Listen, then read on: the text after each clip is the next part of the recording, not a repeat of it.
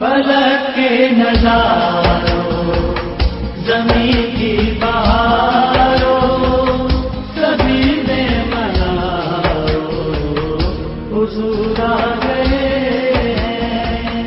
اٹھو غم کے مارو چلو بے سہارو خبر یہ سناؤ. السلام علیکم ورحمۃ اللہ وبرکاتہ. الحمد للہ رب العالمین والصلاة والسلام على حبیبہ سید الانبیاء واشرف المرسلین وعلى آلہ الطیبین الطاہرین واصحابہ الاکرمین الافضلین وعلى من احبهم وتبعهم بإحسان اجمعین الى یوم الدین. اما بعد فاعوذ باللہ من الشیطان الرجیم. بسم اللہ الرحمن الرحیم.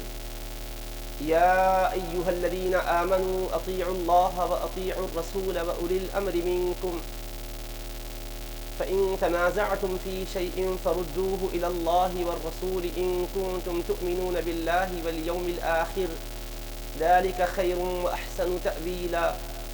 وقال تعالى إجلالا وإكراما لحبيبه الكريم الرؤوف الرحيم إن الله وملائكته يصلون على النبي يا أيها الذين آمنوا صلوا عليه وسلموا تسليما. اللهم صل على سيدنا محمد وعلى آله وصحبه أفضل صلواتك وعدد معلوماتك وبارك وسلم. رونق اسٹیج مبلغ اسلام حضرت علامہ مولانا قاری رضوان صاحب قبلہ دامت برکاتہم العالیہ، نائب صدر عالمی تحریک سنی دعوت اسلامی، گرامی منزلت حضرت علامہ مولانا حامد حسین حسان فاروقی صاحب قبلہ دامت برکاتہم العالیہ، کامل جامع نظامیہ و نگران عالمی تحریک سنی دعوت اسلامی آندھرا و تلنگانہ، اور رونق اسٹیج دیگر معزز مبلغین کرام، علماء اعلام، خطباء ذوی الاحترام، مکرم حاضرین و سامعین.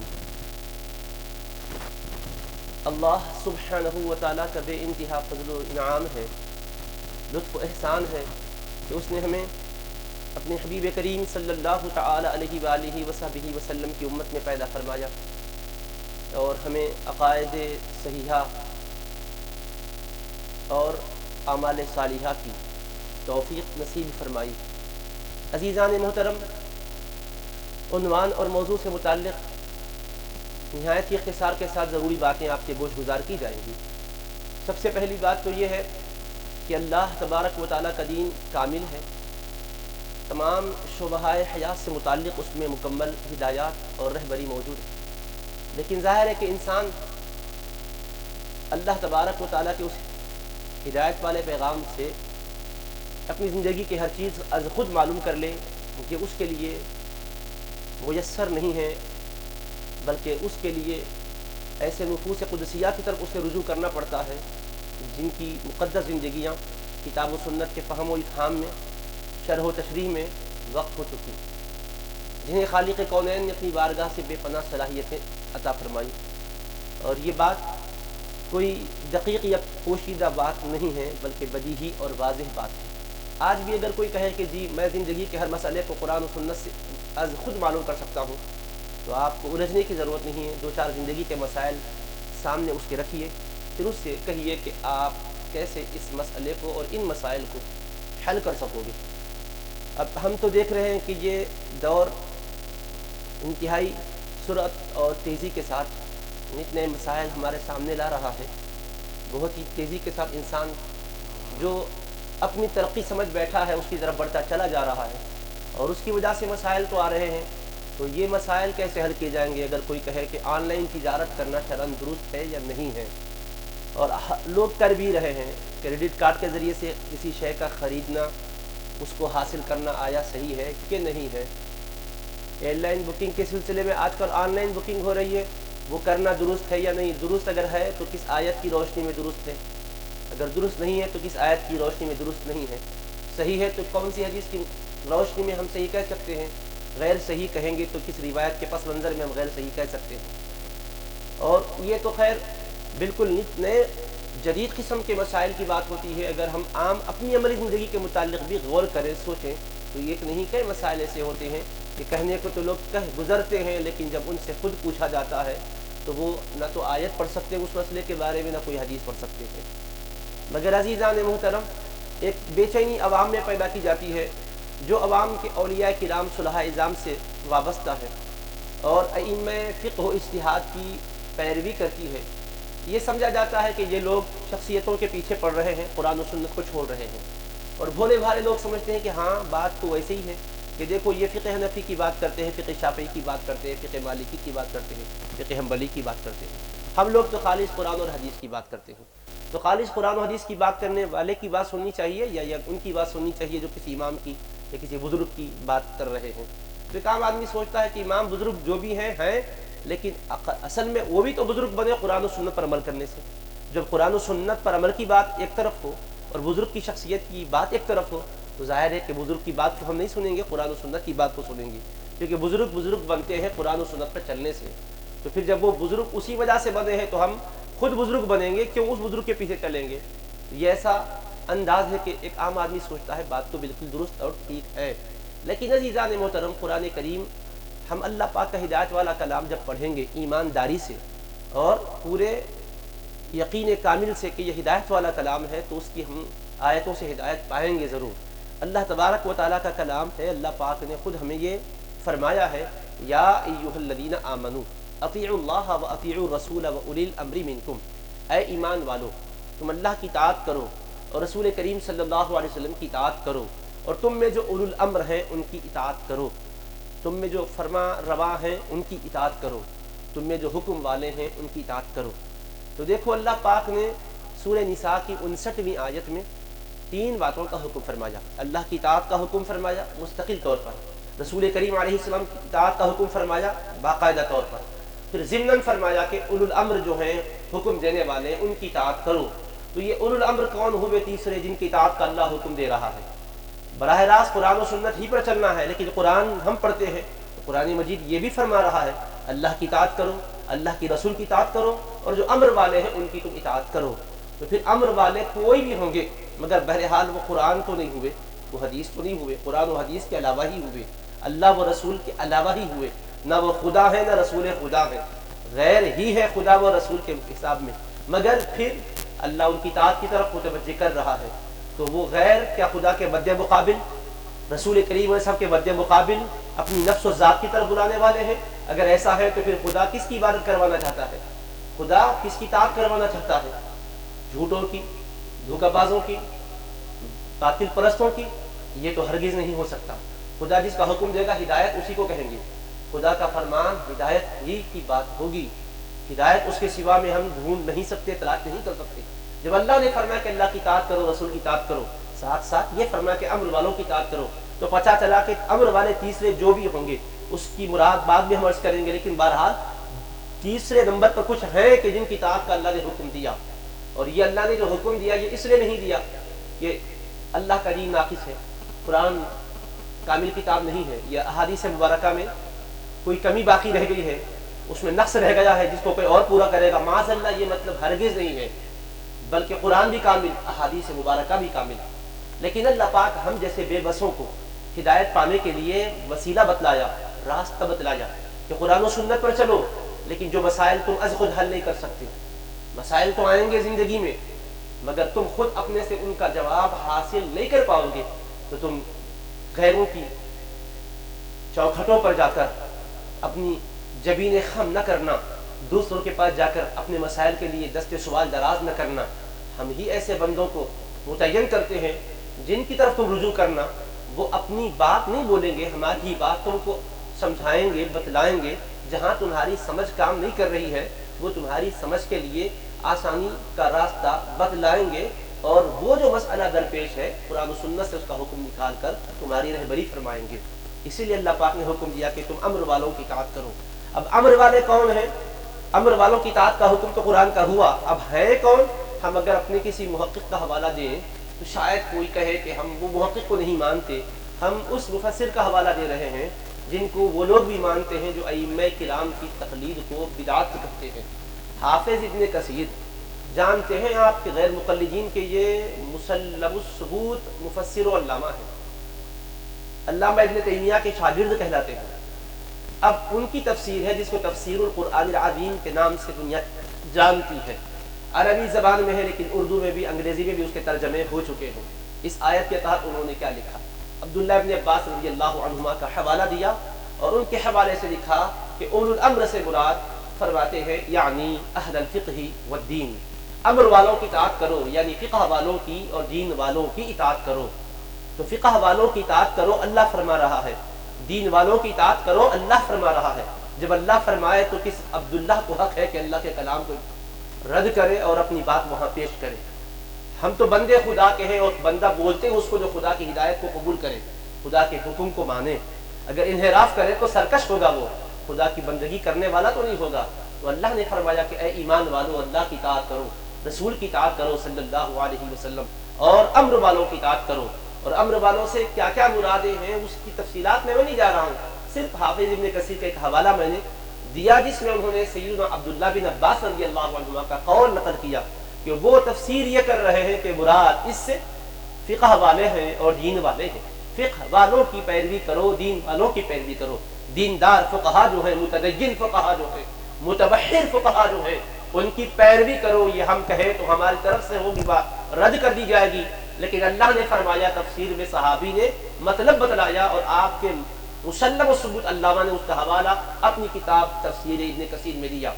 تو عزیزان محترم بات تو واضح ہو گئی، قرآن و سنت ہی پر چلنا ہے، اور یہ قرآن و سنت ہی کی ہدایت ہے کہ رب ذوالجلال نے یہ فرمایا کہ امر والوں کی اطاعت کرو۔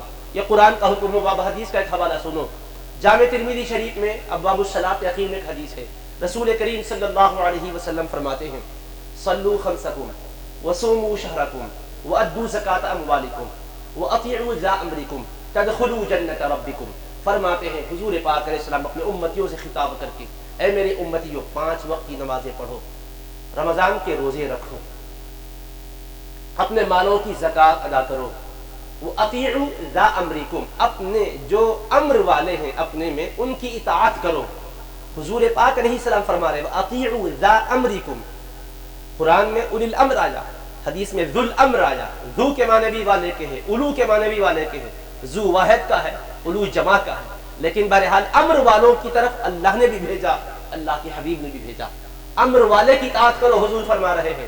اب امر والے کی اطاعت کرنے کو لوگ بدعت کہہ رہے ہیں، شرک کہہ رہے ہیں، ہمیں ان سے گلا شکوہ نہیں ہے، حقیقت ہم آپ کے سامنے واضح کر رہے ہیں کہ جو آپ قرآن و سنت کا حوالہ دے کر شرک و بدعت کہہ رہے ہیں، وہ قرآن نے بھی امر والوں کی اطاعت کا حکم دیا، رسول کریم علیہ السلام نے بھی حکم دیا، اور حکم دے کر یہ نہیں فرمایا کہ امر والوں کی اطاعت کرو گے تو تم مشرک ہو جاؤ گے۔ مشرک تو جنت میں نہیں جائے گا نا، لیکن حضور پاک علیہ السلام اس کے بعد جزا بتلاتے ہیں، تدخلوا جنت ربکم، تم اپنے رب کی جنت میں داخل ہو جاؤ گے۔ تو شرک کرنے سے جنت ملتی ہے، حرام کام کرنے سے جنت ملتی ہے؟ ذرا غور کرو، یہ بھی حدیث پاک ہے، اور حدیث بھی ہم ایسا نہیں کہہ رہے کہ کوئی ایسی کتاب ہے جس کا کوئی دنیا میں چرچا ہی نہیں ہے، جس کو جانتے نہیں ہے۔ جامع ترمذی شریف میں حدیث پاک ہے، رسول کریم علیہ السلام کا حکم ہے۔ اب بولیے آپ، اللہ کے حکم کے بعد، اللہ کے حبیب پاک صلی اللہ علیہ وسلم کے حکم کے بعد آدمی اپنی خواہش کی پیروی کرے گا؟ نہیں۔ اب تو اگر خواہش کسی اور طرف لے جاتی ہے تو وہ اگر مومن ہوگا تو کہے گا میں خواہش کی پیروی نہیں کرتا، میں طبیعت پر نہیں چلوں گا، میں اللہ کی شریعت پر چلوں گا۔ اور شریعت کیا ہے؟ قرآن و سنت میں جو کچھ ہے وہ شریعت ہے۔ قرآن نے بھی امر والوں کی اطاعت کے لیے فرمایا، حدیث میں بھی امر والوں کی اطاعت کے لیے فرمایا۔ اور امر والوں سے مراد کیا ہے؟ ہم نے حافظ ابن کثیر کے حوالے سے کہہ دیا۔ ابن عباس رضی اللہ عنہما کی تفسیر میں وہ یہ فرماتے ہیں کہ فقہا کی اطاعت کرو، تو رسول کریم علیہ السلام اطاعت کا حکم دے، اللہ اطاعت کا حکم دے، پھر اس کے بعد اگر کوئی انکار کرے تو آپ بولیے وہ فقہ کا انکار کر رہا ہے یا قرآن کا انکار کر رہا ہے؟ وہ فقہ کا انکار کر رہا ہے یا حدیث کا انکار کر رہا ہے؟ وہ ائمہ کا انکار کر رہا ہے یا امام الائمہ سے ساری کائنات کے سردار، نبیوں کے تاجدار، حبیب کردگار صلی اللہ علیہ وسلم کا انکار کر رہا ہے؟ اس کا انکار ہو رہا ہے۔ پھر قرآن و سنت کا انکار کرنے کے بعد پھر یہ کہنا کہ ہم قرآن و سنت پر چلنے والے ہیں، بولی اس دعوے کی کوئی حقیقت بھی رہے گی؟ دنیا جاہل کب تک رہے گی؟ دنیا میں شعور آ رہا ہے، قوم سمجھ رہی ہے۔ سنتے تھے بہت مرتبہ لیکن اب ہر کوئی آدمی سمجھنے کی طرف مائل ہوتا جا رہا ہے. جو سمجھ رہا ہے وہ یہ حقیقت کو پا چکا ہے کہ یہ فریب ہے, دھوکہ ہے, دغا بازی ہے. اور عزیزو سنو, ایک آیت مبارکہ ایک مضمون میں ہے, عام طور پر وہ اور اس جیسی آیتیں پیش کر کے کہتے ہیں کہ جی دیکھو اللہ نے تو روک دیا نا. کہاں روکا جناب؟ دیکھو یہ تو مشرکوں کا طریقہ بتایا. کیا ہے طریقہ؟ وَإِذَا قِيلَ لَهُمُ اتَّبِعُوا مَا أَنزَلَ اللَّهُ قَالُوا بَلْ نَتَّبِعُ مَا أَلْفَيْنَا عَلَيْهِ آبَاءَنَا. جب ان سے کہا جاتا ہے کہ تم اتباع کرو اللہ کے نازل کردہ کلام کی, قرآن و سنت پر چلنے کے لیے بلایا گیا, تو یہ لوگ آتے نہیں ہیں بلکہ کیا کہتے ہیں؟ بَلْ نَتَّبِعُ مَا أَلْفَيْنَا عَلَيْهِ آبَاءَنَا, ہم تو اتباع اسی طریقے کی کریں گے جس پر ہم نے اپنے باپ و داداؤں کو پایا ہے. تو دیکھو تم لوگ قرآن و سنت کے مقابل ائمہ کی پیروی کرتے ہو. ہم حدیث دکھاتے ہیں کہ حدیث میں آیا ہے کہ ہاتھ اٹھانا چاہیے رکوع میں جاتے وقت, رکوع سے اٹھتے وقت. تم ہاتھ اٹھاتے نہیں ہو اس وقت تم کہتے ہو کہ جی امام اعظم ابو حنیفہ رحمۃ اللہ علیہ کی فقہ میں صرف تکبیر تحریمہ کے وقت ہاتھ اٹھانا ہے, رکوع میں جاتے وقت بھی نہیں, رکوع سے اٹھتے وقت بھی نہیں, سجدے میں جاتے وقت بھی نہیں.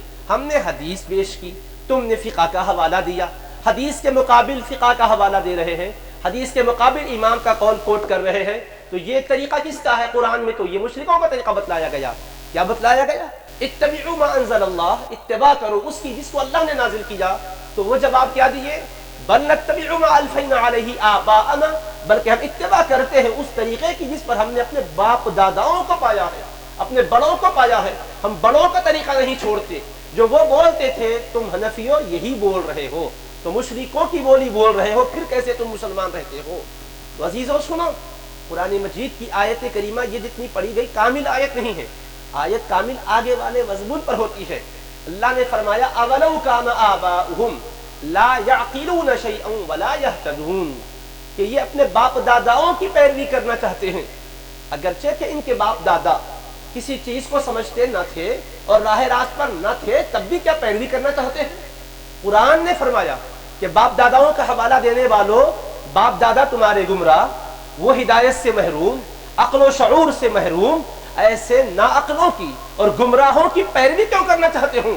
تو قرآن نے بتایا باپ داداؤں کا وہ حوالہ غیر معتبر ہے کہ جہاں گمراہی ہو, جہاں کم عقلی ہو, جہاں بے دینی ہو, اور جہاں باپ دادا دیندار رہے ہوں, ہدایت والے رہے ہوں, عقل و شعور والے رہے ہوں, علم و بصیرت والے رہے ہوں, فقہ و فہم والے رہے ہوں, قرآن نے اس کو رد نہیں کیا ہے. قرآن نے اشارہ دیا ہے جن کے باپ دادا گمراہ ہیں وہ ان کی پیروی نہ کریں, اور جن کے باپ دادا ہدایت والے ہیں وہ اگر باپ داداؤں کی پیروی کر رہے ہیں تو باپ داداؤں کی پیروی نہیں ہے, وہ ہدایت کی پیروی ہے, وہ کتاب و سنت کی پیروی ہے.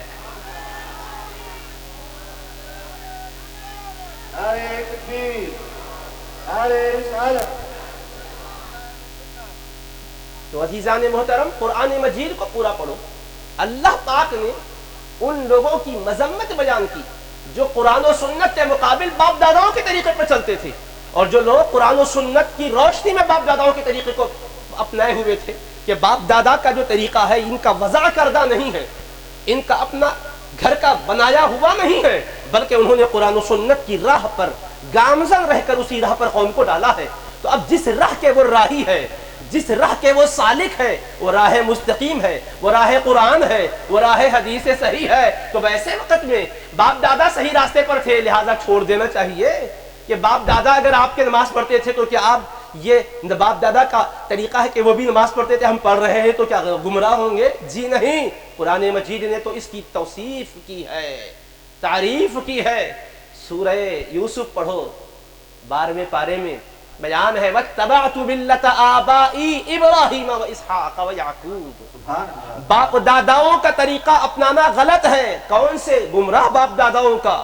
لیکن باپ دادا ہدایت والے رہے ہیں تو ان کے طریقے کو اپنانے کا تذکرہ نبی کی زبان سے رب نے کروایا ہے. فرمایا وَاتَّبَعْتُ مِلَّةَ آبَائِي, میں اپنے باپ دادا کی ملت کا پیروکار ہوں. تو باپ دادا کی ملت کیا ہوئی؟ بولنا یہ چاہیے تھا وَاتَّبَعْتُ دِينَ اللَّهِ, میں اللہ کے دین کو مانتا ہوں, میں اللہ کے نازل کردہ دین کا متبع ہوں. بات سمجھ میں آتی؟ مگر پیغمبر یوسف علیہ السلام کی زبان سے رب نے کہلوایا میرے پیارے یوسف یہ کہو کہ میں اپنے باپ دادا کے دین پر ہوں, تاکہ دنیا والوں کو یہ بھی شعور مل جائے کہ جن کے باپ دادا دین پر رہے ہیں، اگر وہ باپ داداؤں کے طریقے پر چل رہے ہیں تو وہ بے دین نہیں ہوں گے، دیندار ہی ہوں گے۔ تو گمراہ باپ داداؤں کے طریقے پر چلنا بنا ہے، ہدایت والے باپ داداؤں کے طریقے پر چلنا پیغمبروں کی روش ہے۔ جو پیغمبرانہ مزاج رکھتے ہیں انہوں نے جواب دیا کہ ہاں، ہمارے آبا و اجداد جو اللہ پاک کو مانتے تھے ہم بھی مانتے ہیں، جو اللہ کے احکام پر چلتے تھے ہم بھی چلتے ہیں۔ تو انہوں نے ملت کی نسبت اپنے باپ داداؤں کی طرف کی ہے۔ کس کی طرف کی؟ باپ داداؤں کی طرف۔ تو باپ داداؤں کی ملت کیا ہوئی؟ باپ داداؤں کی بنائی ہوئی نہیں ہوئی، ان کی مانی ہوئی، اختیار کی ہوئی، اور جس پر وہ چلے وہ ملت ہوئی ہے۔ تو ہم اگر مسلک کو کسی بزرگ کی طرف منسوب کریں یا مذہب کو کسی امام کی طرف منسوب کریں تو یہ مت سمجھو کہ دین اسلام کے مقابل کوئی مذہب کی بات کی جا رہی ہے، بلکہ مذہب تو اسلام ہی ہے، دین تو قرآن و سنت ہی ہے، عقائد تو حبیب پاک کے دیے ہوئے ہی ہے، قرآن کریم کی آیات سے جو ثابت ہے، احادیث صحیحہ سے ثابت ہے۔ لیکن یہ کہ یہ مسلک پر چلتے رہے، یہ مذہب کو وہ اپنے لیے رشد و ہدایت کے لیے قوم و ملت کو بتاتے رہے، گمراہیوں سے بچانے کے لیے جس راہ راست پر وہ چلتے رہے، اس راہ راست پر چلنا یہ بے دینی نہیں ہے دوستو، یہ ہدایت کی بات ہی ہے۔ تو اللہ تبارک و تعالیٰ کے کلام مجید کی آیات کو غلط انداز سے پیش کر کے یہ انتشار بپا کرنا یہ کوئی دانشمندی کی بات نہیں ہے، یہ علم کی خدمت نہیں ہے، علم کے نام پر بددیانتی ہے۔ آیات کو اچھی طرح سے غور و فکر کر کے سمجھنے کی کوشش کی جائے تو جن کے لیے آیا ہے کہ باپ داداؤں کا حوالہ وہ دیتے ہیں وہ کون؟ قرآن کہتا ہے ایک مقام پر اولو کان آباؤہم لا یعلمون شیئا ولا یہتدون، لا یعقلون بھی آیا، لا یعلمون بھی آیا، جن کے باپ دادا جانتے نہ تھے، ہدایت والے نہ تھے، یعنی جاہل اور گمراہ تھے، ان کے طریقوں پر نہ چلو۔ تو جاہل باپ دادا، گمراہ باپ دادا ہے تو طریقے پر نہ چلو۔ اور آج ہم جس امام کی بات کرنے بیٹھے ہیں یہ جاہل نہیں تھے، تم جس عالم کا نام لوگے وہ بھی ان کے علم کا اعتراف کرتا ہے، تم جس ہدایت والے کا نام لوگے وہ بھی ان کو گمراہ نہیں کہہ سکتا، وہ بھی ان کو ہدایت والا مانتا ہے۔ اب آؤ میں تم سے عرض کروں، فقہ حنفی قرآن و حدیث کی روشنی میں انتہائی محکم فقہ جو ہے یہ دعویٰ نہیں ہے بلکہ یہ حقیقت ہے۔ اگر ہم کہیں تو رد کر دو، ہم ان کے حوالے دے رہے ہیں، دنیا میں کسی کو ہمت نہیں ہے کہ ان کے نام کے بعد رد کرنے کی جرات کر سکے، کوئی زبان کھول سکے سوائے بے باک کے، گستاخ کے۔ کوئی سمجھ بوجھ رکھنے والا اعتراض کرے گا نہ انکار کرے گا۔ اب رہا بے ادب و گستاخ تو اللہ کا بھی انکار کرتا ہے، اس پہ کیا گلہ ہے۔ لیکن ہم حقیقت پسندانہ جائزہ لینے کی دعوت دے رہے ہیں کہ تم اگر علم کی بات کرنا چاہتے ہو تو آؤ، کس کتاب کی بات کر رہے ہو؟ تو کہیں گے ہم تو مستند کتابوں کو مانتے ہیں، چند نام تو دے دو تاکہ انہی کتابوں کے حوالے سے بات کریں۔ اس سے ہم اگر ہٹ کر بات کریں تو پھر آپ کو گلہ ہوگا کہ ہمارے پاس جو مسلمہ کتب نہیں اس کے حوالے دیے جا رہے ہیں۔ کون سی کتابیں؟ تو سب سے پہلے نام آئے گا قرآن کے بعد صحیح بخاری شریف۔ صحیح بخاری شریف ہی میں رفع دین کی روایت ہے نا ابن عمر رضی اللہ عنہما والی، جس کو لے کر کہتے ہیں کہ جی یہ روایت پر امام اعظم کا عمل نہیں ہے لہٰذا فقہ حنفی حدیث کے خلاف ہے، ہم لوگ صحیح حدیث پر عمل کر رہے ہیں، اور ہم اس حدیث کی طرف بلاتے ہیں تو آپ لوگ آتے نہیں ہو، آپ لوگ کہتے ہو کہ جی نہیں ہمارے امام اعظم نے یہ حدیث پاک پر عمل نہیں کیا، ہم نہیں کرتے۔ تم حدیث آتی ہے تو اپنے امام کو دیکھتے ہو کہ امام کرے یا نہیں کرے، ہم اللہ کے رسول کا فرمان آیا تو امام کو نہیں دیکھتے، ہم حدیث کے مطابق چلتے ہیں، یوں بھی سمجھاتے ہیں تاکہ بھولے بھالے لوگ ان کے اس جملے کو سن کر یہ کہیں کہ واہ کیا حق پسندانہ جملہ ہے، واہ واہ کیا پیاری بات، حدیث کے بعد تو کسی کی نہیں بات دیکھتے۔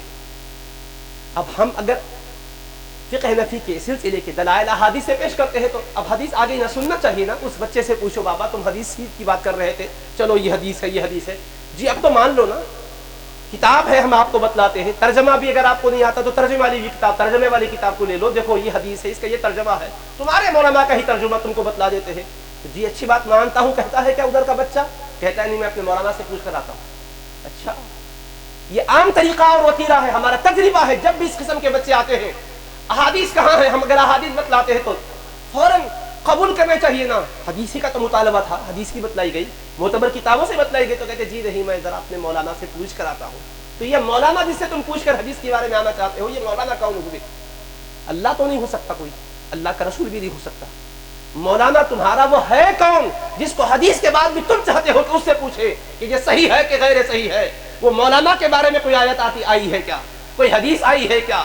کون سی حجت اور کون سی دلیل ہے کہ جس کے بعد تم اپنے اس مولانا کے پاس جانا چاہتے ہو؟ دوستو ذرا تو اپنے اندر शऊर पैदा करो। हम तुमको गालियां नहीं दे रहे, हम तुमको जगाना चाहते हैं। हम ये देखना पसंद नहीं करते कि तुम गलत रास्ते पर चलो, हम भी चाहते हैं कि ये प्यारा रास्ता तुम भी अपनाओ ताकि आखिरत में तुम भी कामयाब और कामरान बन जाओ। हम बुला रहे, सोचो तुम जिनके लिए कह रहे हो कि नहीं हदीस आ गई, हम उनसे पूछ कर आते हैं। हम कहते हैं भाई सही मुस्लिम में हदीस शरीफ है, रसूल करीम अलैहिस्सलातु वस्सलाम ने फरमाया। मसलन मैं समझाता हूँ एक रिवायती को, हाथ उठाने की हदीस आ गई ना, बुखारी में आ गई कि सरकार दो आलम अलैहिस्सलाम के बारे में इब्न उमर रज़ियल्लाहु अन्हु फरमाते हैं कि आका रुकू में जाते वक्त, रुकू से उठते वक्त हाथ मुबारक उठाया करते थे, रफ़अ यदैन फरमाया करते थे। अब तुम अमल नहीं करते। हदीस तो सही है, कमज़ोर भी नहीं है, ज़ईफ़ भी नहीं है। तो अगर हम कहें कि जनाबे वाला हदीस मुबारक बेशक सही है, इसकी सनद पर कोई हम बहस नहीं करना चाहते, बिल्कुल दुरुस्त है, मोतबर है। लेकिन एक बात आपसे हम पूछना चाहते हैं कि हदीस सही ज़्यादा होती है या कुरान की आयत ज़्यादा सही होती है? हदीस तो हदीस ही है, सही है। कुरान की आयत के बारे में तो अब ये सही है या ज़ईफ़ है नहीं बोल सकते, सिर्फ सही ही की बात होगी, मुस्तनद ही है, मुहकम कतई ही है, वहाँ तो कोई गुंजाइश नहीं है। तो अगर हदीस मुबारक सही सामने आते ही फौरन अमल करना ज़रूरी है, तो हम आपको कुरान की चंद आयतें बतलाते हैं। जब आयतें आते ही फौरन अमल करना वहाँ भी तो ज़रूरी होना चाहिए ना। अब हम आपको एक आयत ही पढ़ देते, बहुत नहीं। हज करने को जाते हो, उम्रे को जाते हो, एहराम बांध कर जाते हो या बगैर एहराम के, सब मुत्तफ़िक़ है कि हज एहराम के साथ होता है, उम्रा भी एहराम के साथ ही होता है। ठीक है, एहराम खोलने के बाद आप क्या करते हो? जितने भी आपने उम्रे की, हज की, ईमानदारी से बोलो, आपने एहराम खोल कर शिकार भी किया है क्या नहीं किया? जंगल को जाकर शिकार भी किए क्या? तो कोई भी नहीं कहेगा जी मैं जंगल को तो गया ही नहीं, मैंने एहराम खोल दिया, नॉर्मल लिबास में आ गया। हालांकि अल्लाह ने फरमाया वइज़ा हललतुम फस्तादू, और जब तुम एहराम खोल दो तो शिकार करो। अल्लाह फरमा रहा जब एहराम उतार दो तो शिकार करो। तो अल्लाह हुक्म दे रहा है कि एहराम उतारो तो शिकार करो। तुम कैसे कुरान पर अमल करने वाले हुए? हनफियों पर तो तुम्हारा इल्जाम है ना, हम कुरान और हदीस पर नहीं चलते। तुम्हारा अपना तो दावा है कि तुम तो चलते हो, तो कम से कम आप आईने में अपना चेहरा देख लो कि आपके मौलाना से भी किसी साथ भी आपने हज और उम्रा किया होगा, आपको पता नहीं था होगा ये आयत के बारे में, मौलाना को तो पता था ना। उन्होंने भी एहराम खोलकर शिकार की तरफ रुख किया था क्या? वो भी जंगल को गए थे। जितने ग्रुप्स जा रहे हैं, जितने लोग अपने साथ अपने अहबाब को लेकर जाते हैं, वो सारे के सारे ग्रुप लीडर्स क्या अपने तमाम के तमाम आज़मीन को शिकार करवाने जंगल को ले जाते हैं? फिर इस आयत पर अमल क्यों नहीं हो रहा है, जबकि आयत अल्लाह का कलाम है कि नहीं? आप ये भी नहीं बोल सकते जी ये तो ज़ईफ़ है, कुरान की आयत है ना। वइज़ा हललतुम फस्तादू, 6वां पारा है, सूरह माइदा का पहला रुकू है। अल्लाह ने फरमाया जब एहराम खोलो तो शिकार करो। तो आप हम आयत सुनाए ना। अब अगर कोई ऐसा शख्स हो हम सुना दे तो जी अच्छी बात है मौलाना, अब मैं कल से शिकार करूंगा नहीं बोलता, कहता जरा मैं अपने मौलाना से पूछता हूँ इसका मतलब क्या है। आप समझ रहे बात को? अगर ये आयत करीम आप बताएं कि देखो एहराम खोलने के बाद शिकार करने का अल्लाह हुक्म दे रहा है, अब तक आप अमल नहीं करे, अब जब उम्रा करोगे तो जरूर करना, तो वो अच्छी बात है मौलाना, आयत अब मालूम हो गई, मैं तो आयत पर अमल करने वाला था, अब तक नहीं मालूम था, मालूम हो गया अमल करूंगा, ठीक है कहता है, या ये कहता है कि नहीं मैं ये आयत करीमा का मतलब अपने मौलाना से पूछूंगा कि आप जो बोल रहे हो वो सही है या वो मौलाना के पास कोई और मतलब है। तो मौलाना कौन हुए जनाब जिनके पास आप ये आयत का मतलब समझने जाना चाहते हो? वो भी तो कोई गैर खुदा ही हुआ ना, तीसरा ही हुआ, कुरान और सुन्नत तो नहीं है मौलाना, कुरान और सुन्नत के सिवा है। हमारी जिंदगी में तुम एक नहीं करोड़ों मौलानाओं को अपनाते हो, फिर भी कुरान और सुन्नत वाले, हम सिर्फ एक इमाम को अपनाए, उनकी तहकीकात पर चले तो हम कुरान और सुन्नत के खुद को छोड़कर हम गलत रास्ते पर चलने वाले बन गए। ये क्या बात है? तुम करोड़ों मौलवियों को अपनाते हो, कभी इसको कभी उसको, कभी इसको कभी उसको, और फिर उसके मुताबिक जब वो तशरीह करता है तो चलते हो। तो जरा सोचने की हम दावत देना चाहते हैं, ठंडे माहौल में तासुब के इन्हें उतार कर जरा हिदायत के तलबगार बनकर अल्लाह से गिड़ गिलाकर दुआ मांगकर बैठो तो सही, बात समझ में आएगी। आयत कुरान की है, जब तुम एहराम खोलो तो शिकार करो, लेकिन दुनिया का कोई आलिम व मुफ्ती ये नहीं कहा कि एहराम खोलने के बाद शिकार लाजिम है, बल्कि इसका मतलब हालांकि हुक्म है कि शिकार करो, सेगा अमर का है कि शिकार करो। अल्लाह ने हुक्म दिया वाक़ीमुस्सलाह, नमाज पढ़ो, नमाज फर्ज है। अल्लाह ने हुक्म दिया वो आतु ज़कात, ज़कात दो, ज़कात फर्ज है। अल्लाह ने हुक्म दिया फमन शहिद मिनकुम शहरा फल्यसुम, जो रमजान का महीना पाए उसके रोजे रखे, हुक्म है, हाँ रोजा फर्ज है। अल्लाह पाक का हुक्म है वलिल्लाहि अलन्नास हिज्जुल बैत मन इस्तताअ इलैहि सबीला, अल्लाह के लिए बैतुल्लाह का हज इस्तिताअत रखने वालों पर, लोगों में से जो इस्तिताअत रखने वाले उन पर फर्ज है, हज फर्ज है। तो जिसने हज करो कहा, रोजा रखो कहा, ज़कात दो कहा, تو اس کے فرمانے پر وہ فرائض ہو گئے. اس نے یہ بھی تو کہا نا کہ احرام کھولو تو شکار کرو. تو شکار فرض بھی نہیں بول رہے ہیں آپ, واجب بھی نہیں بول رہے ہیں آپ, پھر عمل میں اس کو لا بھی نہیں رہے آپ, پھر بھی قرآن پر چلنے والے ہیں آپ.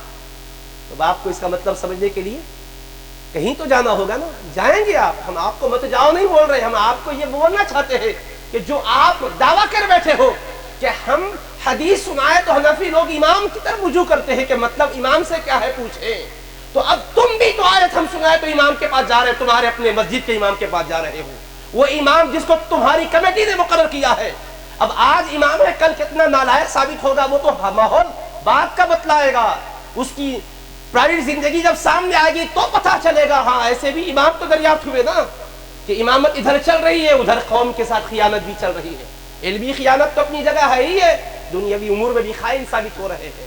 تو میرے عزیزوں, میرا عرض کرنے کا مطلب یہ ہے کہ جب اللہ تبارک و تعالیٰ کے حبیب علیہ السلام کی حدیث کا مفہوم تم اپنے سے سمجھنا چاہتے ہو اور غلطی تم کرتے ہو, تو ہم کہتے ہیں کہ دیکھو جی یہ حدیث صحیح ہے ضرور, لیکن اور بھی صحیح حدیث ہے, اس کو بھی دیکھو. حدیث پاک کے سمجھنے کے لیے حدیث کا سہارا ضروری ہے تاکہ دونوں روایتوں سے صحیح مفہوم آپ کو معلوم ہو سکے. تو ہم حوالہ جب دیتے ہیں تو فوراً آپ کہتے ہو دیکھو رانگ سائڈ جا رہے ہو, روایت آتے ہی کسی اور طرف جا رہے ہو, یعنی کہہ رہے ہو, یعنی مطلب یہ ہے کہہ رہے ہو, مطلب یہ ہے وہ ہے, کچھ نہ بولو, جو ہے وہی کرو. تو ایسا ہی اگر ہے میرے دوستو تو تم کو بھی ہم کہتے ہیں ایک مثال دے کر, مثالیں بہت ہیں, ٹائم نہیں ہے. فاصطادوا, اللہ کا حکم ہے شکار کرو, پھر تم نے شکار کیا بھی نہیں. اب آئندہ کس طرح کرتے ہو ہم وہ بھی دیکھیں گے, بتاؤ تو صحیح.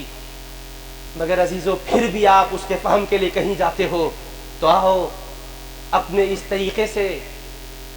تم نے خود بتلا دیا کہ آیت سامنے آتے ہی فوراً ہر کوئی آدمی عمل شروع نہیں کر سکتا, اس کا پس منظر پیش منظر دیکھنا ہوگا, کس موقع پر یہ فرمان آیا ہے یہ دیکھنا ہوگا. یہ سب کچھ دیکھنے کے لیے ایک ماہر کی ضرورت ہے, ہر کس و ناقص کے بس کی بات نہیں ہے. اتنی بات تو یار تم بھی مانتے ہو, تو پھر اب ہم کیا بول رہے ہیں؟ امام اعظم ابو حنیفہ رحمۃ اللہ علیہ کو ہم نے کیا مان لیا؟ اللہ مانا نا, اللہ کا رسول مانا, دین کا خادم ہی مانا, فقہ کا امام ہی مانا, اللہ اس کے رسول کے کلام کا ترجمان ہی مانا, دین مصطفیٰ کا پاسبان ہی مانا, اور کیا مانا؟ ان کو ہم کس حیثیت سے ہم نے مانا ہے کہ جس کی وجہ سے ہم مشرک بن گئے, جس کی وجہ سے بے دین بن گئے؟ اتنی جرأت اور بے باکی چل رہی ہے. عزیزو سنو, اب حدیث پاک پوچھ کے میں نے عرض کر دی تھی کہ رفع یدین والی بخاری میں ہے, جب وہ حدیث سامنے آتی ہے تو ہم لوگ عمل نہیں کر رہے ہیں کہہ کر گلا کرتے ہو. تو سنو, ہم حدیث پر عمل کر رہے ہیں. اللہ کے رسول علیہ السلام کا فرمان ہے, صحیح مسلم میں حدیث شریف ہے, اللہ کے حبیب علیہ السلام نے اپنے اصحاب کو نماز میں رفع یدین کرتے ہوئے ملاحظہ فرمایا تھا. رسول کریم علیہ السلام نے اس کے بعد فرمایا, ما لی اراکم رافعی ایدیکم کأنها اذناب خیل شمس اسکنوا فی الصلاۃ او کما قال علیہ الصلاۃ والسلام. اے حضرات صحابہ, کیا بات ہے, میں تمہیں دیکھ رہا ہوں, شریر گھوڑے جس طرح دم ہلاتے ہیں جس طرح تم بار بار ہاتھوں کو اٹھا رہے ہو. اسکنوا فی الصلاۃ, نماز میں سکون اور اطمینان کی کیفیت کو پیدا کرو,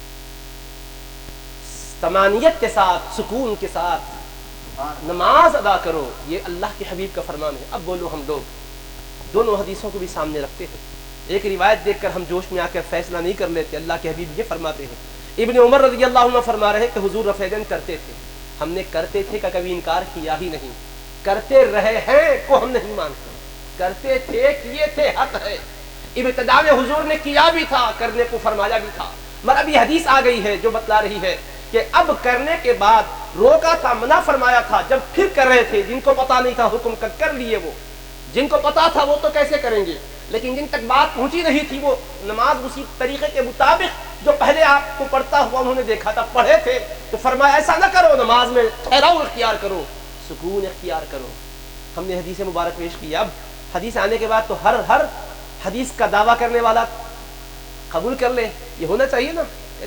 نہیں مولانا صاحب, حدیث تو آپ نے کہی ہے, لیکن جا کے ہم اپنے مولانا سے پوچھیں گے سمجھ کیا ہے. پھر مولانا کے پاس کیوں جا رہے ہو؟ حدیث شریف چاہتے تھے نا, ہم نے تو حدیث بتلا دی. اور صحیح مسلم شریف ہے, ہم نے کتاب میں آپ کو حوالہ بھی دیا, باب کھولو, آؤ ہم ان کو بتاتے. تو جی نہیں اس کا مطلب. پھر اس کے بعد ایک دن کے بعد آ کر کہنے لگے جی مولانا مطلب اس کا یہ نہیں ہے. ہم نے مولانا سے پوچھا, تمہارے مولانا امام مسلم ہے نا امام بخاری ہے, وہ بھی ایک مسجد کے امام ہی ہے. اب مولانا سے پوچھے, مولانا نے کہا کہ نہیں, وہ جو ہاتھ اٹھانے سے منع کیا نا وہ رکوع اور سجدے کے موقع کی بات نہیں ہے، سلام پھیرتے وقت ہاتھ اٹھا کر سلام پھیرتے تھے، السلام علیکم ورحمۃ اللہ، السلام علیکم ورحمۃ اللہ، وہ اس وقت ہاتھ اٹھا رہے تھے، اس سے آپ نے روکا ہے. سمجھ رہے بات؟ اب یہ ہاتھ اٹھانے سے روکنے والی روایت کو کس سے جوڑ دیا؟ سلام کے موقع پر ہاتھ اٹھانے سے جوڑ دیا. اب جب ہاتھ اٹھانے سے روکا، وہ جو رکوع سجدے والا ہے اس کا تو اس میں بیان ہی نہیں. اچھا اس میں یہ بیان نہیں تو وہ بیان آپ کو کہاں سے ملا؟ کہا ایک اور حدیث شریف میں آیا ہے، وہ حدیث شریف میں آیا ہے کہ وہ سلام کے وقت ہاتھ اٹھاتے تھے، اس وقت روکا. تو اس حدیث شریف میں بھی روکا اس سے، بے شک وہ بھی ہم مانتے ہیں کہ ہاں اس وقت اس موقع کو اٹھانے سے بھی روکا، مگر اس میں تو اس کا بیان نہیں، اس کو بھی اس سے کیوں جوڑ رہے ہو؟ وہ جو روکا وہ بھی اپنی جگہ ہے، لیکن اس میں تو حضور پاک علیہ السلام نے سلام پھیرتے وقت ہاتھ اٹھانے کا بیان نہیں کیا نا، بلکہ مطلق فرمایا کیا بات ہے کہ میں تم کو بار بار ہاتھ اٹھاتے ہوئے دیکھ رہا ہوں، دم ہلاتے ہو جیسا گھوڑے ویسا ہلا رہے ہو ہاتھوں کو، کیوں ایسا کرتے ہو؟ نہ کرو. کہنے لگے نہیں، اس کا مطلب بھی وہی ہے کہ وہ سلام کے موقع پر ہے. تو ہم کیا کہیں گے؟ امام اعظم ابو حنیفہ رحمۃ اللہ علیہ کے فیضان سے حضرت ابو الحسنات سید عبداللہ شاہ نقشبندی مجددی قادری رحمۃ اللہ علیہ نے زجاجۃ المصابیح میں اس کا پیارا جواب لکھا. فرمایا کہ حدیث پاک کو سمجھو، اللہ کے حبیب نے ہاتھ نہ اٹھاؤ ہی نہیں فرمایا، بلکہ اسکنوا فی الصلاۃ فرمایا، نماز میں سکون اختیار کرو. نماز میں فرمایا فی الصلاۃ، نماز میں سکون اختیار کرو. سلام پھیر کر آدمی نماز میں رہتا ہے یا نماز سے نکلتا ہے؟ پہلے یہ بولو. سلام کے موقع پر آدمی سلام تک تو نماز میں ہوتا ہے، لیکن اب سلام جو عمل ہے وہ داخل نماز بندے کو کرتا ہے یا خارج عن الصلاۃ کرتا ہے؟ یہ نماز میں داخل کرواتا ہے یا نماز سے باہر نکلواتا ہے بندے کو؟ تکبیر تحریمہ تو نماز کا داخلہ ہے اور سلام تو نماز سے باہر آنے کا ذریعہ ہے. میرے آقا نے صرف یہی فرمایا ہوتا ہاتھ نہ اٹھاؤ تو تمہاری بات کی گنجائش رہتی تھی کہ سلام پھیرنے کے موقع پر اٹھانے سے روکا ہے، مگر حبیب پاک اللہ کی عطا سے ہر غیب کو جانتے ہیں، تمہارے یہ پروپیگنڈے کو بھی جانتے ہیں کہ میری امت کا امام ابو حنیفہ رحمۃ اللہ علیہ جب یہ تشریح کرے گا تو ایک دور وہ بھی آئے گا اس کو سلام سے جوڑ کر ریمار کریں گے. آقا نے گنجائش ان کے لیے نہیں چھوڑی، فرمایا اسکنوا فی الصلاۃ، نماز میں سکون اختیار کرو. اور نماز کے اندر فرمایا رکوع نماز کے اندر ہے، سجدہ نماز کے اندر ہے. حبیب نے فرمایا نماز کے اندر حرکتیں نہ کرو، سکون سے پڑھا کرو، ہاتھوں کو نہ اٹھایا کرو. سبحان اللہ، نعرہ تکبیر، نعرہ رسالت، علماء اہل سنت، کی غلامی. تو عزیزان محترم کتنی عظیم بات ہے. احادیث مبارکہ نور ہے اور اس سے ہر ایک کے دل کو سرور ملتا ہے. ہر امام کو اللہ پاک نے جو فہم عطا کی ہے، اللہ کی عطا کردہ اس صلاحیت سے انہوں نے دین کی خدمت کی ہے. کسی امام پر ہم معترض نہیں ہے، لیکن اعتراض سب کا اس ذات گرامی پر ہوتا ہے جن کو امام الائمہ ابو حنیفہ علیہ الرحمہ سے دنیا جانتی ہے. تو ان کی طرف سے ہم دفاع کرتے ہوئے بول رہے ہیں کہ حضرت نے جو سمجھا ہے بڑی گہرائی میں جا کر سمجھا ہے. تو حدیث مبارک ہے اور صحیح مسلم کی صحیح حدیث ہے، مستند ہے، راوی جابر بن سمورہ رضی اللہ تعالی عنہ ہے. اللہ کے حبیب علیہ السلام نے منع فرمایا. تو وہ حدیث بھی حدیث ہے بخاری میں. اب کیا ہوئی؟ حدیث صحیح ہے، مگر کیا بن گئی اس حدیث کے بعد وہ حدیث؟ پہلے حکم تھا نا، بعد میں اگر اور حکم آ گیا تو پہلے والا حکم پھر چلے گا کیا؟ پہلا کوئی حکم ہو پھر اس کے بعد اگر اس سے روک کر کوئی اور حکم دیا جائے تو پھر وہ پہلے والے حکم پر چلو گے کہ بعد والے نا؟ تو پہلے والے کو اصطلاح میں منسوخ کہتے ہیں، بعد والے کو ناسخ کہتے ہیں. حدیث صحیح ضرور ہے مگر وہ منسوخ ہے. سمجھ رہے؟ منسوخ کا مطلب اس کو ماننا ضروری ہے مگر عمل اس پر نہیں ہوگا. آپ کہیں گے واہ حدیث ہے پھر عمل نہیں ہوگا، تو کیسے؟ پھر حدیث کا مطلب ہی کیا ہوا؟ دیکھو یہ علمی بات ہے، درسگاہوں میں بولنے کی باتیں ہیں، مگر چونکہ آج ہمارا یہ درسگاہ ہی ہے، یہ اجتماع کہ آپ کو درس ہی دیا جا رہا ہے. صبح سے کیا ہو رہا ہے؟ دروس دیے جا رہے ہیں. یہ تربیت گاہ ہے، یہ ایک محض واض و بیان و خطاب کے لیے آپ کو جمع نہیں کیا گیا ہے، کچھ سکھانے کے لیے، کچھ سیکھنے کے لیے جمع ہوئے ہیں اور سیکھ کر اوروں کو سکھانا بھی ہے. حال کیا بننا چاہیے؟ حضرت مرزا شکور بیگ علیہ الرحمہ کی زبان میں ساقی کی توجہ سے یہ حال ہے رندوں کا، جس گوشے میں جا بیٹھے میں خانہ بنا ڈالا. تو آپ کو جس گوشے میں بھی رہنا ہے میں خانہ بنا کر رہنا ہے. جو محبت و عشق کی شراب پی رہے ہو جو علم و معرفت کے جام پی رہے ہو، پی کر سیراب ہو کر اوروں کو سیراب کرنا بھی آپ کا کام ہے۔ دعوت و ارشاد کا مقصود یہ ہے کہ تیار ہوں اور اوروں کو راہ راست کی طرف لانے کی کوشش کریں تا بحد امکان۔ تو عزیزان محترم، حدیث مبارک ہے مگر منسوخ ہے، منسوخ حدیث پر عمل نہیں ہوتا۔ کہیں گے ایسے کیسے، حدیث پر عمل تو ہونا چاہیے۔ تو کہیں گے ہم اس سے پہلے قرآن کی آیت پیش کرتے ہیں، آیت قرآن کی ہے مگر عمل نہیں ہوتا۔ واہ، یہ تو کوئی بات ہوئی، کیسا عمل نہیں ہوتا؟ سنو، ہم بتلاتے ہیں، متفقہ ہم مسئلہ بتلا رہے ہیں۔ کوئی بھی شخص انتقال کر جاتا ہے تو اس کی بیوی کتنے عرصے تک عدت گزارے گی؟ مرنے والا جب مر گیا تو اس کی بیوی جو بیوہ بن گئی کتنے مہینے گزارنا؟ 4 ماہ 10 دن، معلوم ہے نا؟ اگر وہ حاملہ ہے تو پھر ایک اس کے لیے خیر چھوڑیے، اب وہ تفصیلی میں فقہی جزیات پہ نہیں جاتا، بس مرنے والے کے لیے عدت کتنی ہے اس کی بیوی کے حق میں؟ 4 ماہ، بولو نا، 4 ماہ 10 دن ہے، ٹھیک ہے؟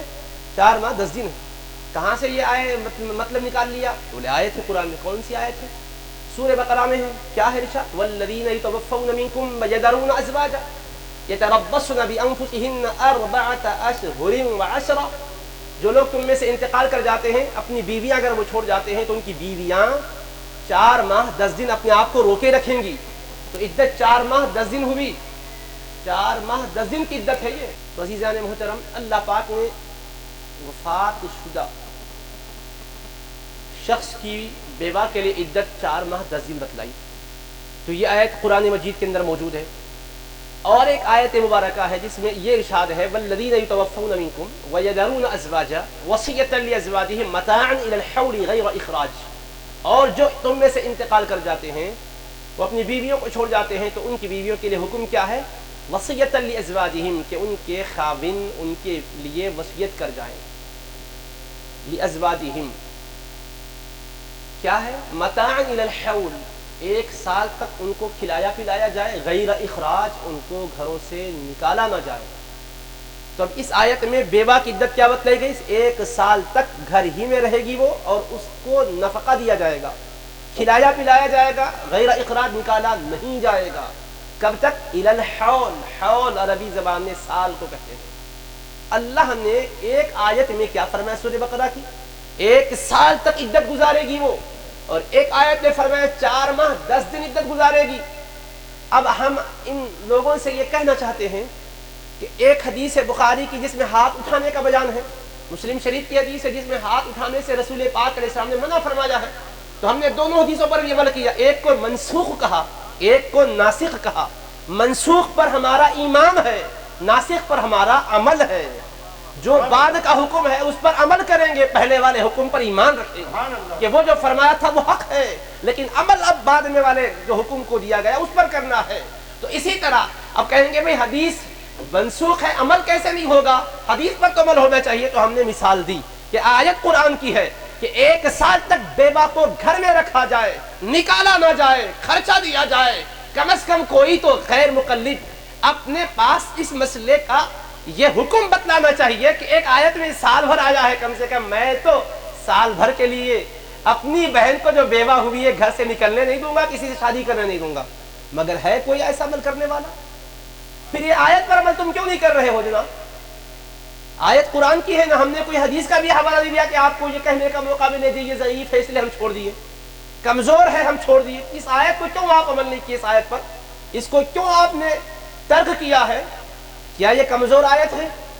نہیں، آیت کمزور نہیں ہو سکتی، ضعیف نہیں ہو سکتی۔ آیت تو آیت ہے قرآن کی، بالکل مستند ہے، کلام ہے اللہ پاک کا۔ پھر آپ عمل کیوں نہیں کر رہے ہو؟ تو جواب یہ دیں گے کہ یہ آیت پر اس لیے عمل نہیں کر رہے کہ ایک اور آیت میں 4 ماہ 10 دن کا بیان آ گیا، تو وہ آیت کو ہم نے ناسخ مانا، اس کو منسوخ مانا۔ منسوخ پر ہمارا ایمان ہے کہ یہ حکم جس وقت دیا گیا وہی حکم تھا، بعد کا حکم آ گیا تو پہلے والا حکم اڑ گیا۔ بعد والے پر عمل کر رہے ہیں، پہلے والے پر عمل نہیں کر رہے ہیں مگر مانتے ہیں۔ تو عزیزو، ہم تو یہی کہنا چاہتے ہیں کہ امام اعظم ابو حنیفہ رحمۃ اللہ علیہ نے احادیث میں سے ہر حدیث پر عمل کیا، کون سی؟ جو ناسخ حدیثیں تھی اس پر عمل کیا، منسوخ پر عمل نہیں کیا۔ احکام دیے گئے تھے مگر وہ پہلے ہوئے، بعد میں جو احکام آ گئے اس کو آپ نے ڈھونڈ ڈھونڈ کر اختیار کیا، امت کو اس پر عمل کی دعوت دی ہے۔ تو صحیح حدیث کو چھوڑ نہیں رہے ہیں۔ اگر منسوخ ہے تو صحیح حدیث یعنی آیت بھی ہے تو اس پر عمل نہیں ہوتا۔ منسوخ، سمجھ رہے ہو؟ منسوخ ہے تو آیت پر بھی عمل نہیں ہوتا۔ دلیل کیا ہے؟ ایک ہی آیت یاد رکھ لو کم از کم کہ بیوہ کی عدت 1 سال، یہ بھی قرآن کا بیان ہے، 4 ماہ 10 دن یہ بھی قرآن کا بیان ہے، مگر 1 سال والی عدت کوئی اختیار نہیں کرتا کیونکہ آیت ہے نا وہ بھی، مگر کہتے ہیں کہ جی وہ منسوخ ہے، یہ ناسخ ہے۔ اب ہم آپ سے یہ کہیں گے، ہم تو دلائل بتلا سکتے ہیں جب آپ رجوع کرو گے کہ یہ منسوخ ہے یہ ناسخ ہے، تم سے ہم پوچھتے ہیں تم تو 4 ماہ 10 دن کی آیت پر عمل کرتے ہو نا، کس بیس پر عمل کر رہے ہو؟ جو 4 ماہ 10 دن کی آیت کا جو مضمون ہے وہ آیت پہلے ہے، 1 سال والی آیت ترتیب میں بعد میں ہے۔ ذرا دوسرا پارہ پڑھو، اس کا آخری پاؤں پڑھو، وہ یہ تک 4 اشہر و عشرہ کی آیت پہلے ہے، متاعا الی الحول غیر اخراج کی آیت بعد ہے۔ تو اب تمہارے اپنے ظاہری اعتبار سے تو ہونا یہ چاہیے کہ تمہاری بیوہ 1 سال عدت گزارے، کیونکہ 1 سال والی آیت بعد میں آئی ہے، 4 ماہ 10 والی پہلے آئی ہے۔ اب جواب تم کو دینا ہوگا، صرف قرآن سے دینا ہوگا، صرف بخاری سے دینا ہوگا۔ بہت بڑا دعویٰ ہے کہ خود ہی عمل کر سکتے ہیں، از خود نکال سکتے ہیں، وہ تو میں نے ابتدا میں جدید وسائل کی طرف اشارہ کیا تھا۔ یہ تو بالکل واضح مسئلہ ہے، ایک آیت میں 4 ماہ 10 دن کا بیان ہے، ایک میں 1 سال کا بیان ہے، تم 1 سال والی آیت کو کیوں نہیں اختیار کر رہے ہو؟ حالانکہ وہ آیت ترتیب میں جب ہم پڑھتے ہیں تو بعد میں آتی ہے، 4 ماہ 10 دن والی پہلے ہوتی ہے۔ ہم فقہی اعتبار سے تو جواب دیتے ہی ہیں، لیکن تمہارا تو دعویٰ صرف قرآن و حدیث کا ہی ہے نا، یہ کھلے لفظوں میں لکھا ہوا ہونا چاہیے۔ ہم کہیں گے بتاؤ کھلے لفظوں میں لکھا ہوا کہا ہے کہ 1 ماہ 4 ماہ 10 والی بعد میں ہے، 1 سال والی پہلے ہے، یہ کہاں لکھا ہوا ہے؟ بلکہ ظاہراً تو یہ معلوم ہو رہا ہے پڑھنے سے کہ 4 ماہ 10 والی پہلے آ گئی، 1 سال والی بعد میں آ گئی۔ بعد والا حکم پہلے کیوں ہو گیا، پہلے والا بعد میں کیوں ہو گیا؟ قرآن پر عمل کرو، ذرا اپنی طور پہ کیسے عمل کرتے ہمیں بھی پتا چلے۔ ایک اور مثال دوں، مرنے والا مر جاتا ہے، جائیداد تقسیم ہوتی ہے، اگر وہ قرضہ ہے تو اس کا قرضہ بھی ادا کرنا ہوگا نا، اس کی پراپرٹی سے، وصیت ہے تو اس کو بھی پورا کرنا ہوگا۔ قرآن مجید میں کیا آیا؟ اللہ پاک نے پہلے کس کا ذکر کہ من بعد وصیت یوصی بہا او دین، پہلے وصیت کا بیان آیا، بعد میں قرض کا بیان آیا۔ اب تم اپنے مولویوں سے پوچھو کہ اے مولویوں، اگر کوئی مر گیا اور وہ کسی کے لیے وصیت بھی کر گیا، 1/3 تک وصیت جائز ہے، وصیت بھی کر گیا اور ایک شخص کا 1 لاکھ روپے قرض بھی لیا ہوا تھا، اب اس کی پراپرٹی سے، اس کے بینک بیلنس سے قرض پہلے ادا کریں یا وصیت پہلے پوری کریں؟ وصیت جو کیا کہ فلاں کو دیجئے تو یہ ایک نیکی ہے، قرض تو اس کا فرض ہے، پہلے فرض ادا کریں یا یہ نیکی کریں؟ کون سی؟ تو وہ مولانا صاحب جواب دیں گے نہیں، پہلے قرض ادا کرو، پھر بچا تو اس کے 1/3 سے وصیت پوری کرو۔ تب ان سے پوچھو قرآن میں پہلے قرض کا بیان ہے یا وصیت کا؟ اللہ نے پہلے وصیت کا بیان کیا، من بعد وصیت یوصی بہا او دین، وصیت جس کی وہ کر گیا وہ پوری کرو، پھر قرض کا ذکر اس کے بعد میں آ جا۔ تو اب یہ ترتیب تو قرآن کی ہے، تم نے اس کے خلاف کیوں کیا؟ تم کہتے ہو نا ہم تو ڈائریکٹ قرآن پر چلتے ہیں، ذرا بتاؤ تو صحیح اس کا جواب تم کس طرح سے دیتے ہو؟ ایسی کئی مثالیں ہیں جس سے آپ ہٹ جاتے ہو اور آپ ایک طرف دعویٰ بھی کرتے ہو کہ ہم تو صرف قرآن اور حدیث، ہم فقہ کی طرف نہیں، یہ اجتہاد کی طرف نہیں جاتے، امام کی طرف نہیں جاتے، ہم لوگ قرآن و سنت پر عمل کرنے والے، بڑے عمل کرنے والے ہیں۔ کتنا عمل کرنے والے ہیں ہماری زندگی میں، جب آپ ان سے بات کریں گے تو پتہ چلے گا۔ اور آخری مثال پر میں بات کو ختم کر دیتا ہوں، سنو، ہمارے پاس دلائل کم ہے، بے شمار ہے نا۔ امام اعظم نے 83,000 مسائل نکالے ہیں، 83,000، اور احادیث و قرآن سے مستنبط کیے۔ دلیل کیا ہے؟ دلیل یہ ہے کہ امام اعظم ابو حنیفہ رضی اللہ تعالیٰ عنہ کی یہ فقہ قرآن و سنت کے بالکل مطابق ہے، دلیل کسی اور کی نہیں دے رہے، ہم ان کی دے رہے ہیں جن کی امامت کو دنیا نے مان لیا۔ حضرت یحییٰ ابن معین محدثوں میں سب سے اونچے مقام کے محدث ہیں۔ امام احمد بن حنبل نے ان کے بارے میں کہا فَكُلُّ حَدِيثٍ لَا يَعْرِفُ ابْنُ مَعِينٍ فَلَيْسَ هُوَ بِحَدِيثٍ، علامہ ابن معین جس حدیث کو نہیں پہچانتے وہ حدیث پاک ہی نہیں ہے فرمایا۔ یعنی ان کو اتنا درک حدیث میں ہے کہ اگر وہ کہیں یہ حدیث نہیں ہے تو پھر دنیا علم میں کوئی حدیث ہے کہہ کر نہیں بول سکتا۔ ہر حدیث کو جاننے والے امام یحییٰ ابن معین، ان کے بارے میں کس نے بیان کیا؟ امام احمد بن حنبل نے، اور یہ لوگ کثرت سے امام احمد بن حنبل کا بھی حوالہ دیتے ہیں۔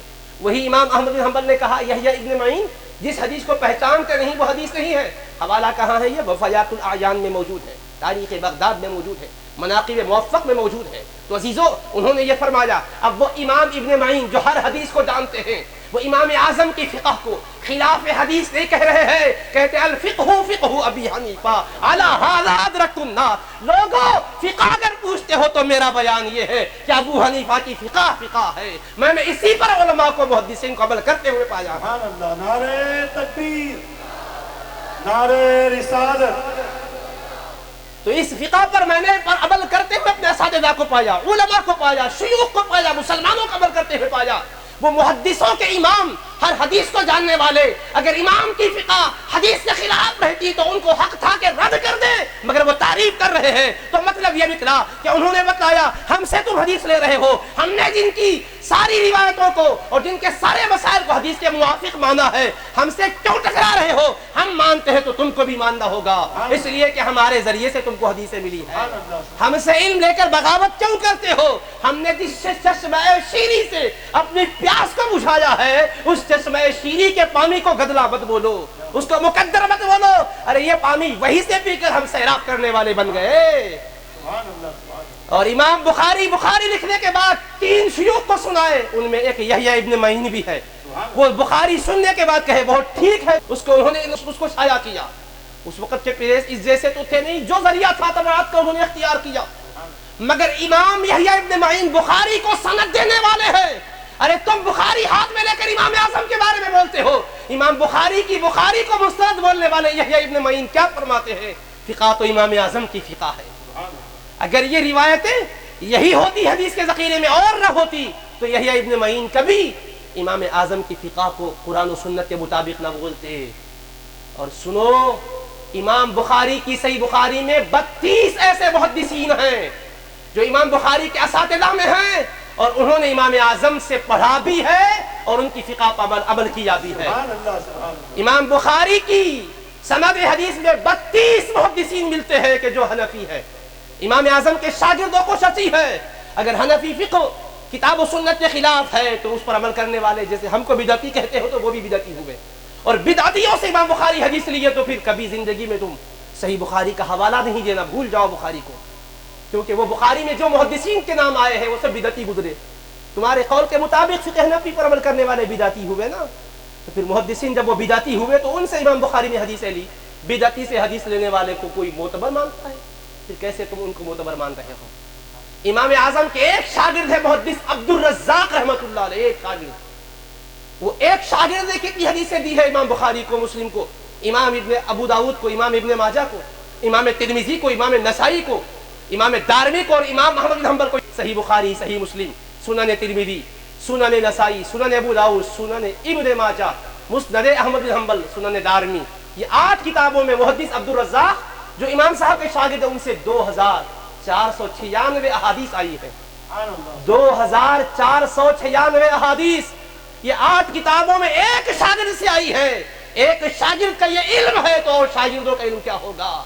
اور امام ایک استاد سے نہیں پڑھے، 4000 محدثین سے احادیث لیے ہیں ہمارے امام اعظم۔ کون سی حدیث ان کی نظر سے اوجھل تھی؟ اور جو ان کے پاس پڑھنے آتے تھے وہ چھوٹے بچے نہیں تھے، وہ وقت کے محدثین تھے۔ امام اعظم جب مسئلہ بتلاتے، احادیث مبارکہ کی روشنی میں دیکھتے، سارے احادیث سے مطابقت ہوتی تو لکھواتے تھے، تو ان کو خلاف حدیث نظر نہیں آیا، تو تم 4 سطر جو پڑھنے کا حوصلہ نہیں رکھتے، تم کو کیسے خلاف حدیث نظر آ رہا ہے؟ ائمہ محدثین نے اس کو مطابق حدیث مانا ہے، مطابق قرآن مانا ہے۔ تو بہرحال عزیزان محترم، اللہ ہدایت اور توفیق دے۔ وآخر دعوانا الحمدللہ رب العالمین۔